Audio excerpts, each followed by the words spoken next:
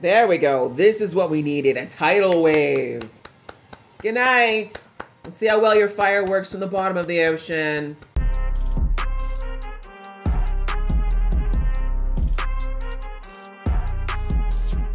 Hey guys, it's your girl Aisha, aka Geek XX Chic, and we are here at the hopefully season finale of Avatar: The Last Airbender, the Netflix adaptation. We're now on episode 8, and it is called Legends. So, the last episode, we had our trio finally arrive to the Northern Water Tribe Kingdom. It has been their objective for quite a while now. They finally made it. They were warmly welcomed, and it felt like they had kind of a nice, hopeful outcome on the horizon. But things didn't go their way. Things started to go south pretty quickly. For Aang, he went and he visited the Avatar Karuk, who was one of the last Water Tribe avatars, and he did not have a great conversation. Basically, that avatar told him there's nothing he can do to stop the destruction that will happen to the Northern Water Tribe, and that he really should ditch his friends and go at it alone no matter what. He also said that he could not help Aang by taking over his body as the Avatar because of whatever happened to him during his time. He said that his soul is corrupted and that he wouldn't be able to control the Avatar state if he did so. So that, of course, saddens Aang because he has literally no other disciplines but airbending mastered at this point. Outside of that, poor Katara was informed that this water tribe does not believe in women fighting, and so even though she could be taught certain things around bending, it would really only be around healing and healing arts and nothing about offensive water bending. So she wasn't happy to hear that. She did end up challenging the master there, and she didn't win, but she definitely gave him a run for his money, and she earned at least his respect, but he still maintained that he was not going to let her fight. So even though those two things aren't going their way, in the end, Katara and Sokka managed to let Aang know that no matter what these avatars are telling him, his friends are going to be there for him and that he is going to be his own avatar. And if that's an avatar that leans on his friends, that's quite all right. So on the horizon, we see that the Fire Nation is approaching. The Water Tribe is aware of that. But what they don't know is that Zhao apparently has a secret weapon up his sleeve that makes him feel like success will be assured where so many other Fire Nations have failed. So looks like we're coming into that battle. I'm ready to jump in. Just before I do, though, a reminder that if you'd like to be notified of when I upload things, I mean, this is going to be the last episode of Avatar, but if you are watching anything else of mine or find something else in my catalog, hit that subscribe button and that notification bell. And please show some love and some comments in this video. I love reading what you guys have to say for me. All right, that out of the way, let's get into the episode right now.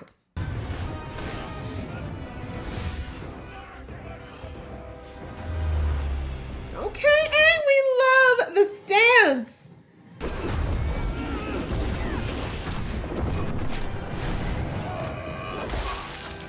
Get wet. That was a sword. Are you rude? Watch him whip. Hey, contain the soldiers at the front.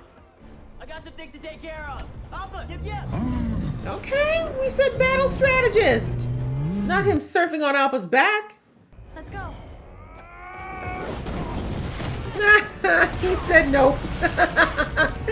I like it because airbending is like getting spanked. It really is. Nice job, troops. That's only one. Anywhere. Thanks to your plan. That's one ship. But Zhao has cornered the Avatar, and he's not going to stop until he has him, so neither can I. One way or another, this is where my journey ends. Can't say he's not determined. It's one thing that Ozai's children have in common. Lu Ten would have been proud to have you as his father. You gotta sit with Dad before you leave, bro? Damn. Yeah, you're getting an aggressive hug for that one. I agree. Remember your breath of fire. We could save your life out there. Get out of here before I cry. This is bad, isn't it? Yeah. They mean business, but so do we. I'd say it's 50-50. It's cute. 60-40. Still too generous. 70-30 at best.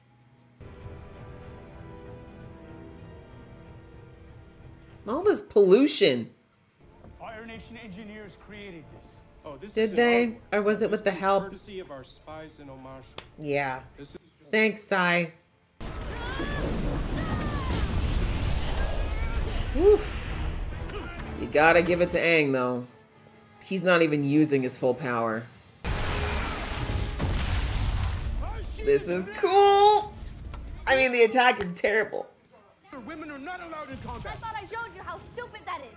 Forget your pride. Pier This is about the survival of the waterbenders, and you need all the help you Her.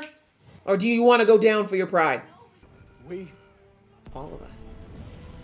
Yeah, I brought the ladies because they were like, can you not? We've been ready. Having your big-headed babies. Let's go. Look at them. Beautiful. What good is it relying on the past when it stops us from having a future? Let him know. Get over yourself, you old fool, and let Yes. us get the job done. Someone need to say it. Want to get water whipped in the face again? make sure the princess stays safe. I swear I won't leave her side. Sokka. What? I gotta go. That's it, ladies. We're here to help. Not bad. Master Paku told us to report to you. Paku sent you to me? Like, what? Try our best. Come on, Leader Katara. Time to put on your big girl panties. Let's go. If you spot any incoming fireballs, don't try to take them on yourself. Let me know. Yes, Master Katara. Master. What? I'm not a... Yes, you are. Take it, girl. Queen Tings, take it. It's the ice moon, a rare cosmic event. The barriers between the physical and spirit worlds grow thin on this night. See why the Fire Nation is so destructive? Like, they just playing with things that they don't have any business playing with. You're going to unleash ghosts in this world. For what? Between light and darkness, yin and yang, life And death. Yeah, I was like, are you out of your mind? You're not thinking of Yeah, people he with is, because he's spiritual dumb. Iroh, if there was ever a time for you to burn someone's face off, it would have been then. Who was gonna know? Who's gonna even question you? I've come to warn you. My knife is near. I can sense it. Nice. One created with materials from the spirit world. I'm only gonna kill the moon. Zhao cannot be allowed to meddle with the primal forces of nature. Oh, but I thought you couldn't help me. Head to the palace. You'll be safer there. You sure? Thinking we own the baby, not the baby, please, not the baby. Oh, the Fire Nation sucks so bad. Good job, Momo. You actually made yourself useful. Momo! You better give him mouth to mouth right now, you hear me? You put your mouth on his little ferret lips right now. The waters that feed this grove are heated by the earth. And of course the Fire Nation wants to destroy it. Momo! Momo's like, I'm never being a hero again. That sucked. Look up. Why is no one looking up? It's the middle of the night. What will be shadowing the moon? Look at me getting tense like I don't know how this already ends. From what I can tell, this one's not designed for combat, just transport. How do you know that? I'm smart. Because I helped design the thing. No, you didn't know it would be used for. As usual, mankind using things that should be to better life to hurt people. Either you help me find the spirits, or watch as I burn this whole place to the ground. This is so annoying because Iroh could take him out in an instant. And he should. No, but I know where we need to go. Avatar! Shut up! Go away, Zuko! Go. Stop Zhao. I'll take care of this little Okay! Enough people have been hurt already. I don't care. I wasn't talking to you. Exactly. Little boy, sit down. She's like, thank you. I needed that boost. She's like, I've been prepping and I got the moon on my side. That's right. Sit down and listen.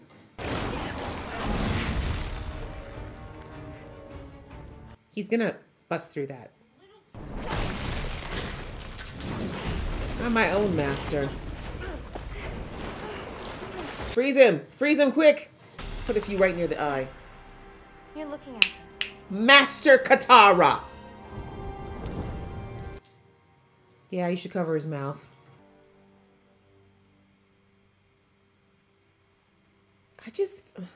I'll never understand how someone can look at something beautiful and just think I should destroy it. Sometimes I'm just sad that I'm part of the same race as other humans. Whatever you do to that spirit, I'll unleash on you tenfold. Spare me your empty threats. Empty? I am a legend now!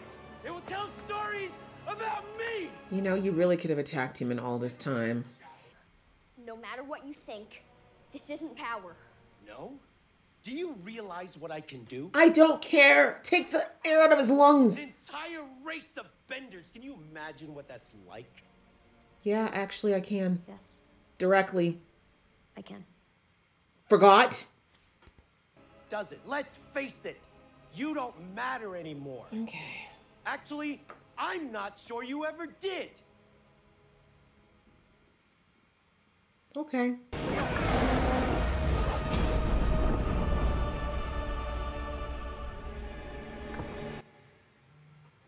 Yeah, I'm like, fish can only go without water for so long. Zhao, really? I'm not Zhao. I meant Iroh.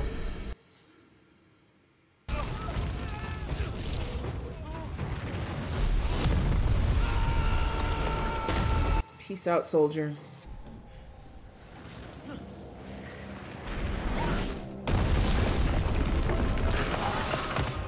See what your people do? I'd be ashamed.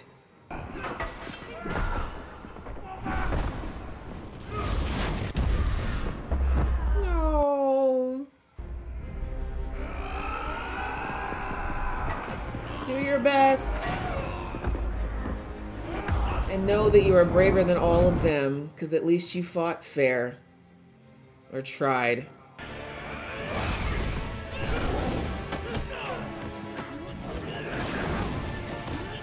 Oh, you run, you little bitch.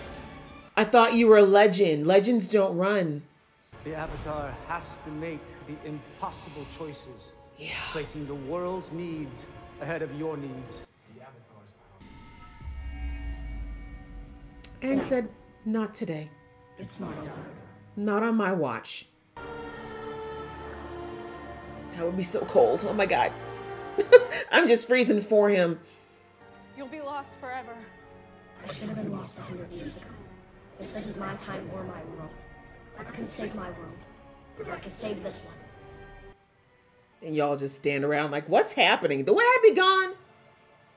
The way I begun.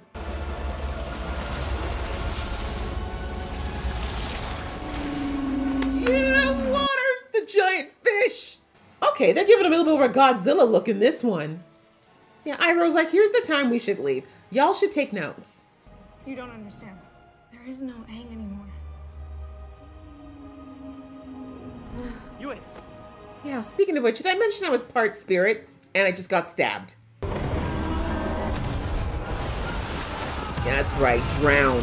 Drown and choke. Yeah, see, these others are the right idea. We just go and pray. Let these interlopers choke. Zuko, we must! We can't. We must! To hell with Katara, huh? Jeez. But I guess you don't really care about her. You're safer where you are, sis. Just stay there. Please, please send your piddly little fireballs here. I want you to. Gonna bat them right back. I'm pure water. I'm pure water. What are you going to do? He's a small man who's going to meet a small end. Can we make him meet it? Now, though? Yeah, where you going? Ow! Still alive. Traitor. Coward. That. Truth. Don't be afraid to go for the balls. Always go for the balls! They're highly flammable. Did you really think the Fire Lord was gonna take you back? Ozai was playing with you. Set him on fire already. God. You lie.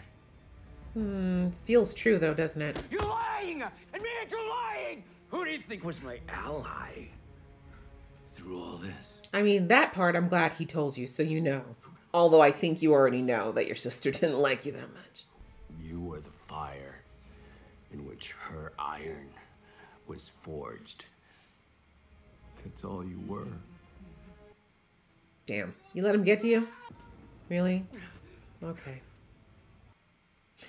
I mean, I shouldn't do that. It sucks. It does hurt. And here comes the coward. They're about to do a coward move. But not on Iroh's watch. You should have known better. Drown. Fire! Still firing. Okay. It's like they all share a brain cell in the Fire Nation, clearly. You know you guys are in the ocean, right? Okay. So satisfying.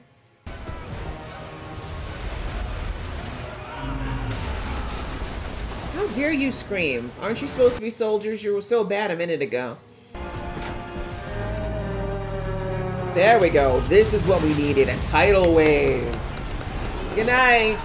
Let's see how well your fire works from the bottom of the ocean. Bye. Enjoy my tsunami. Hope you all gurgle to death. I know some of them are just soldiers that are, you know, obeying orders, but it's the least they deserve. Ooh, Aang looks angry. It's about time. All that's left is a vengeful spirit who will roam endlessly looking for its partner but will never find it. The world will be forever out of balance. Thank you. For what I just got? Okay, I mean, I'm always down, but is this the time, ma'am? I mean, you know, right here in front of the death of a spirit? No, okay, you know, you a freak. Smart. I was touched by the moon spirit as a child, so I have its life within me. It's time for me to give it back. Sacrifice. No. Something's gotta give. You ain't. No. It's no. the moon, Sokka. As much as I hate the idea of losing a good girl, it's the moon and billions of people. And she's back. Fish is like, wait, what? I'm confused. You were never meant to die 100 years ago. Facts. If you had, you wouldn't be here now. And the world needs you. I need you. It's all about me in the end. And that's what motivates Aang. People. Connection. Ocean Spirit's like, actually, I'm gonna go back to my lover now. I was just a bit angry. Now that she's back, whatever. I'm all chill. That's what we like in the water, you know, we temperamental.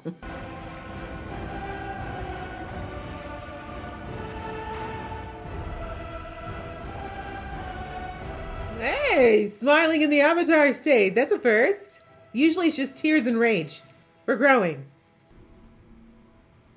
Ugh, who's gonna clean up this mess? All the trash that's in there, and I'm not just talking about the ships. Babies. Just babies.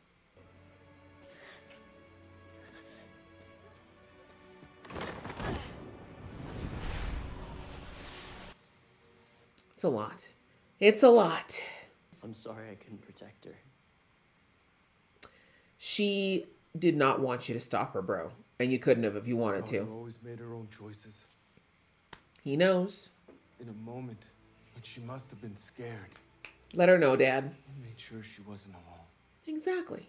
So much was lost. Yes. But we'll rebuild and we'll emerge stronger. Exactly. We've learned. Change is the key to new life. Bars. There's a whole new generation of waterbenders who need training. We could use your help. Well, you know, I am a master now, so.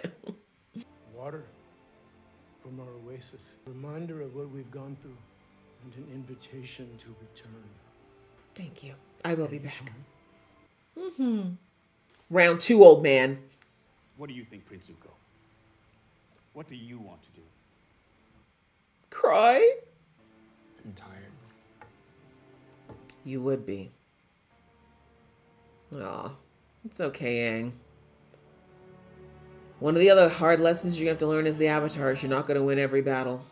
And you're not going to save everyone. Hey, this is war. There's going to be losses. There's going to be pain. Just what I said. I think I understand something Gyatso was trying to tell me. He told me, let go of the past, or I'll never have a future. It's true of life. Anyone else hungry? Right? When's the last time y'all ate? Because it's where his brain is. Haha. Oh, I could go for a melon. See, food is always the right answer. It's true.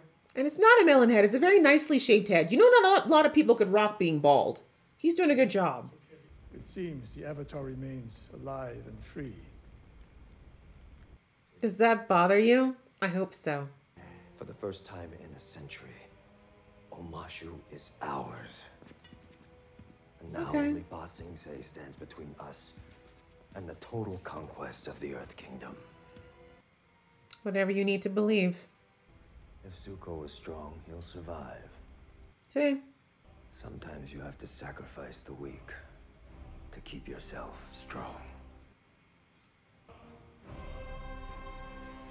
Omashu is ours! Please do celebrate. The last time that happened, it went badly. What's next? That's next indeed. Hopefully season 2. We shall see the return of Sozin's comet. So arrogant for you to name that comet after that man, like it didn't exist before and won't exist after. Sozin ain't got nothing. Sozin is gone. All right, guys, there we go. That was the season finale, and I think that was well done. I think it was a good bookend to this season. I know some of the things I've heard from folks is that they felt like it was a bit rushed, but again, 8 episodes, 8 hours is not a lot. It's not even 8 full hours, really, but just shy of that. It's not a lot of time to tell a story. And again, a lot of people were comparing this to the animated series, which I understand. It's kind of hard not to. But when you compare it to that, there is no comparison. There were 60 episodes in the original. That's a lot of time. That's way more, half an hour each. That's over 30 hours somewhere in there. My math is terrible, but I'm pretty sure it's something like that. Yeah, there was way more time to tell the story in the animated version. This is condensed by a lot. A lot of things had to end up on the cutting room floor. And I know some people feel like they shouldn't have had to. They could go ahead and do more. But this is a different medium. There's different things involved. This is a very expensive production as well, folks. Like, there's a big difference between animation, far cheaper than CGI, and then figuring out green screens, all the things they would have had to do to make the bending a reality in this show. And so there's certain things that have to be sacrificed. This is Netflix, folks. This is not a Disney production. This is not a production by Lucasfilm, which is owned by Disney now anyway, too. So, these places that have multiple millions to drop into this. Netflix has a lot of money, but not that much. And Lord knows I don't want my subscription to go up anymore. So I will take what we've got. But I think that they did a good job of telling us the story that needed to be told. I feel like we all know what Aang is all about. We know what Katara is about. We know what Sokka is about. We know what Zuko is about. The only characters we're still kind of on the periphery are Ozai, Azula, and Iroh that we've seen a lot of. And again, their stories really were not prominent in the first season, so that's perfectly fine. But we still have a taste of who they are and what they could become in upcoming seasons, which I'm really hoping that Netflix will go ahead and announce it. It's been #1 Netflix. Come on, do it. But anyway, into this episode. Again, it was a good episode. I feel like between the battle, which again, much like the first episode, watching the air temple be destroyed, it's devastating to see the destruction, to see all of the unnecessary loss and death that has to happen at the hands of this war because of one warped mindset that's coming from the Fire Nation headed by Ozai, thinking that this is the only way. And again, this is just why I will never agree with war. I just never think it's okay to just take life after life, because that wasn't just soldiers that were taken out here. There were children. There were people, older people who just, they didn't even want to fight. Yet their lives are being taken because they're just trying to live in their own culture and keep their culture alive and not want to sit there and pay obeisance to a tribe and a culture that has nothing to do with them. But anyways, we see, of course, Sokka meeting Yue. Yeah, in this episode, we have Zuko. We'll talk about him. His arc was a little bit smaller in this episode. He decides to go off and try to capture the Avatar one last time because he's like, look, he's cornered. There's nowhere for him to run. This is my chance because if Zhao gets him this time, there's no way I'm going to get to him twice. His uncle, of course, as usual, trying to convince him that there's more, that there's just other things he should be trying to strive for, that this isn't it. But of course, Zuko's like, I can't give up. If Zhao's not giving up, I can't give up. I got to keep going. So he goes and they have a really beautiful moment where Zuko tells him that, you know, his son Lu Ten would have been proud of him. And again, this reinforces why Iroh and Zuko are so close and why Iroh is so fiercely protective of this boy. This connection that they've built is just so beautiful and unique and strong. And it was kind of nice to see it in that very brief moment before Iroh sent him off into what would probably be possibly a one-way ticket. But again, Iroh knows something that his father does not, which is that Zuko is very strong in spirit. He may not be the strongest ever, but his spirit is unbreakable. And that's really what makes him one of the strongest people out there. So anyway, we see that Zuko makes his way in, and then he does end up finding Aang. He tries to take him, but thankfully Katara, reminding Aang this is why you have friends, stands in the way and says, no, I'll take him on. You go and do what you need to do. So we have Zuko versus Katara, a really good fight. And even Zuko's got to admit that she has definitely improved since the last time they faced off at the Kyoshi Island little battle that they had there. So yeah, it's also shown us as an audience that Katara has gotten a lot stronger and that she is innately very, very good at bending, which is something that Aang was trying to say before, that she was a natural, but she didn't really want to believe it, but it's true. Outside of that, we see, well, even before that, I should just touch on the fact that Katara did manage to convince, well, Katara and the lady that she was supposed to train with managed to convince the old sensei that, hey, let the women fight. Okay, they all showed up. They were like, we ready to fight. Let's go. So eventually he did relent, even though he didn't necessarily admit that Katara was right in that moment. But at least he allowed them to come in and help out where they could with reinforcements as well as battling when necessary. So changing. A girl, Katara inspired change, and that's all we need, right? So outside of that, we find out finally what Zhao's plan was. We find out that he discovered the power behind waterbending, and that was through, of course, the history of waterbenders. And he learned that on this particular night that the thin veil between the spirit world and the human one was happening, and that the moon spirit, which is responsible for the bending power of the waterbenders, was going to be in a physical form that could be killed. So that was his whole plan. He had an airship built, which is not the normal mode of transportation of the Fire Nation. So people were not expecting it. No one was looking up until it was too late. And we see that he made it there into their sacred garden, and he figured out for himself where the physical manifestation was. And we see that Iroh was trying to talk him out of it. Again, I know for the sake of plot why he didn't do anything, but one of the things even in the animated series that drove me nuts is that Iroh didn't just take him out. We see that Zhao actually does manage to kill the moon spirit, and this, of course, takes out the moon, ticks off the ocean because the ocean is the other half of the moon, and it also takes all the bending power away from the waterbenders, and that makes the fight horribly imbalanced, of course, and we see that the Fire Nation does a lot more damage than they would have otherwise. And we see that this ripple effect, that what it's going to do, Aang feels it immediately. He feels this guilt because he thinks, wow, like, why couldn't I stop this? This shouldn't happen. Like, this isn't just a matter of this place falling. If the moon is gone, the whole world is going to be negatively affected. Like, this is so much worse than just losing the Northern Water Tribe. And so he basically decides that he wants to sacrifice his soul, so to speak, to at least get the Fire Nation out of the north. And this would mean that he'd have to give over his body to the spirit of the ocean. And he does this. But we see that Yue doesn't want him to do that because that means that he has to forfeit his own soul to do so.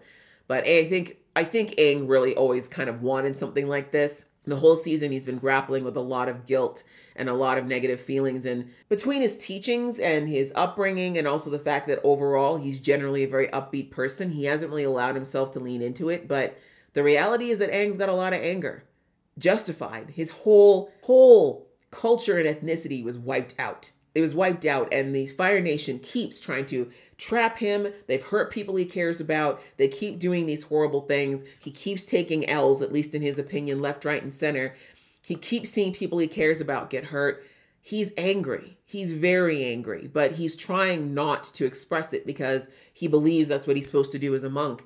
And so I really do think a part of him wanted to be the embodiment of rage, even if it was just for a moment with this ocean spirit. But we needed it. We needed something since the Avatar state was not available to him through Kuruk. So we see that happen. I really like the way that they animated it. Like I said, it's kind of more Godzilla-like. In the animation, it was a bit more of like a giant fish. But yes, Aang managed to get everybody out of there, finally set off a massive tidal wave that sent pretty much anything that was left in the Armada, submerged it in water, or sent them running, one or the other.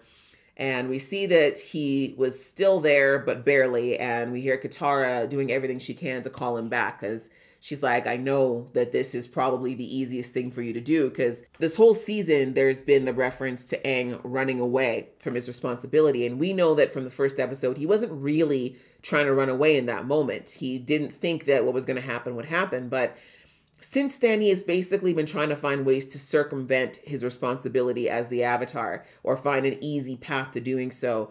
And really, this moment at the end, outside of him allowing him to vent that anger that he has, this also was another way of running away from his responsibility, if you think about it. If he's trapped inside of the spirit of an angry, vengeful spirit, well, what's he going to do? He can't do anything. He can't be the Avatar. It's not his fault. He did what he could to save some people, and now he's trapped in the spirit world. Is he? Or was he once again running away from the fact that this is hard, that there's going to be pain, that there's going to be suffering? And so anyways, we hear that Katara really puts in a compelling argument, saying to him, like, I know you think you don't belong here. I know you think that you should have, been there 100 years ago. But she says exactly what I said a couple episodes ago.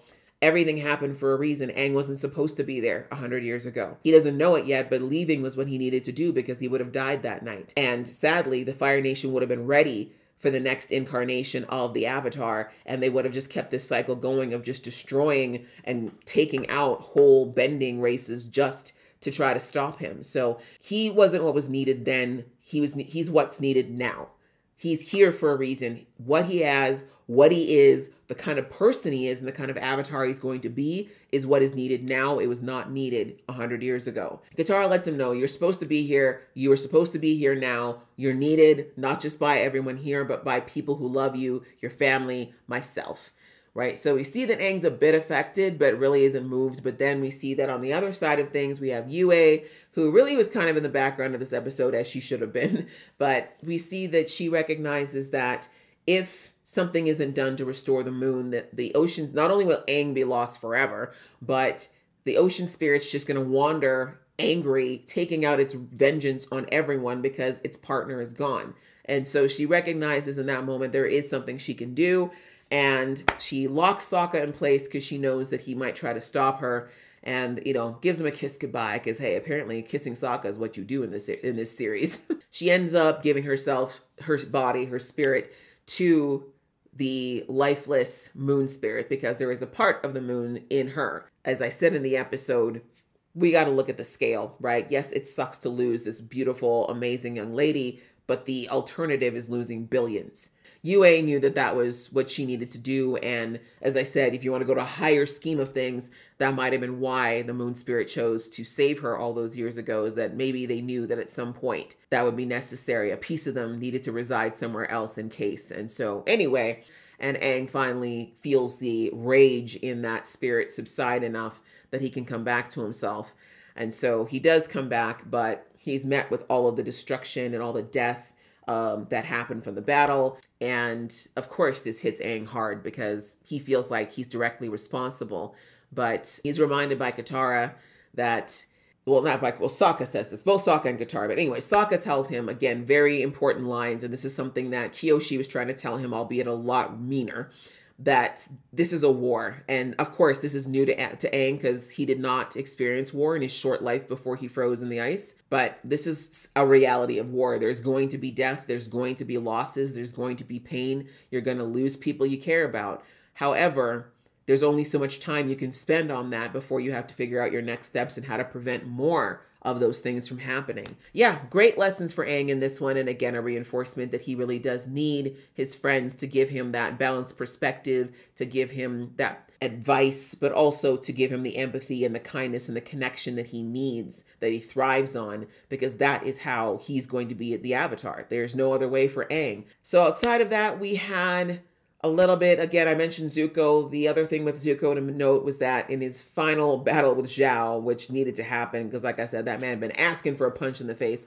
And I say that as a character, because the guy who plays Zhao, I actually have seen him in a lot of stuff, and I love him. I really love that he got this part. But digressing, we see that Zuko ends up having this conversation with Zhao. And of course, Zhao knows that he's lost this battle, and he just hurts Zuko in the only other way that he knows he can, which is emotionally. He basically lets him know that your dad doesn't want you to come home, Zuko. He put you on this quest because he thought it was impossible. He doesn't want you to return. He really wants to put all of his efforts into Azula. Azula is who he's grooming to be the next ruler. And considering the way that we've seen him act in the last couple of episodes, Ozai, I mean, one could believe that there's some truth to that. I think that he is still trying to justify how he's treated Zuko and how he's treated his daughter by them coming back. If Zuko comes back from all this and he is, quote unquote, a better bender, and he's cold and he's calculating and basically more like his father, basically Ozai is going to feel like he was justified in the parenting style he has chosen, which is abuse and toxicity.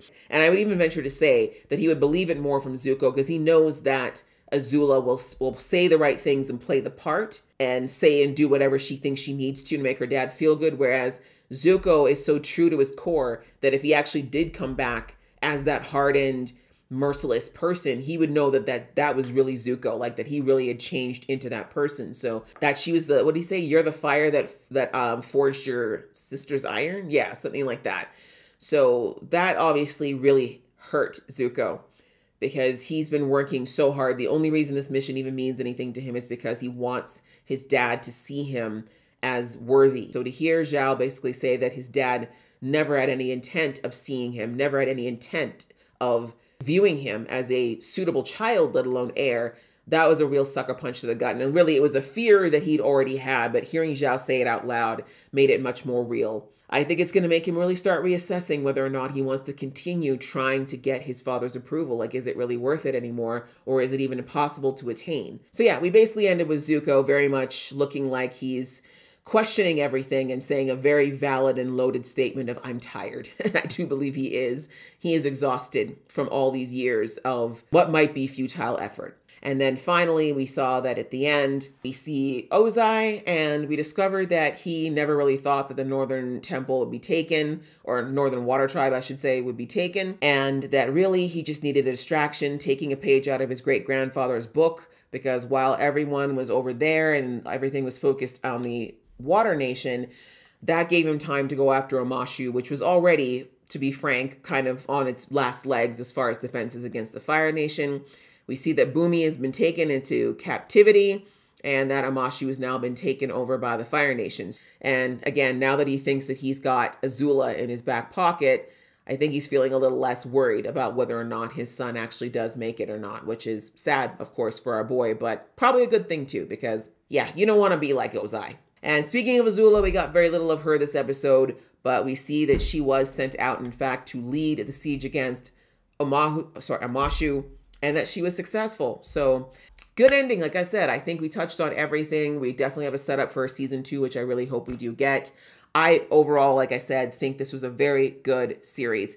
I know it's got mixed reviews from people who are the fans, but I think if you watch this show with the intent that it was made, which is that it was an adaptation, not a remake, an adaptation of the original story, meaning the story was there as the baseline, but they adapted it not only for a new medium, but also for the fact that it is 20 years later almost. I think for what it is, it hit all the right points that Avatar, the animated show, did, which was humor, amazing bending stuff, and more importantly, a character-driven story about people that we are endeared to and care about and want to watch grow. And I think they did all of those things really, really well. I enjoyed this a lot, guys. I hope you guys enjoyed watching this journey with me. If this is all that you watch from me, then I do hope you find something else in my catalog that you can enjoy.